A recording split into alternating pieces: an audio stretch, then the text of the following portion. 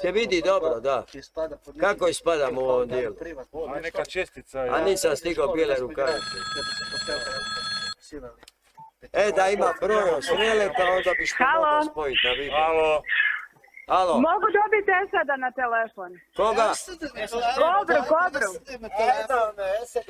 Evo ga Esad. Halo. Seko moja. Pa znaš ko je? Znam je tu Dora. Pa ja, tvoja ljubav. Nego. Jel ti palim? Znači od mene. Ja nisam trebao ni doći. Si vidio je. A jevo te. Kako si mi? Dobro, ti? Evo tu sam sa ekipom ovdje. Da, pa gledamo. Sutra ću biti u Puli. Pa kad ćeš doći malo ovdje u Puli? Sutra. Kad ćeš doći u Pulu? Sutra ujutro krećemo, pa ću doći Kad do ćeš vas. doći? Sutra ujutro. Dobro, čekam te ja. Jel me voliš? A nego, Dobro. najviše na svijetu. I ja tebe.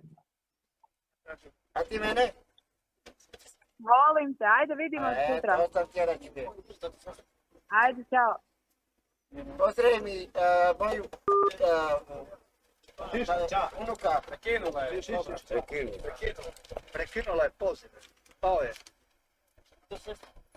Bele, ajde, ko kralj, tu predstavi se. Ajde, Bele, dođi s nama, daj. Dođi s nama, ajde, dođi. Dođi, daj, ajde. Već si dobio. Posle. Javi se! Ajde, javi se. Dolazi.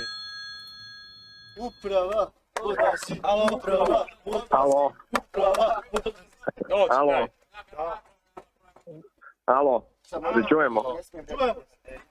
Ovako, svaka čast ovom Kobri, stalno neke ženske ga zovu, ovog robija jadnika niko nije. To je emisija. To da, to je pritisak.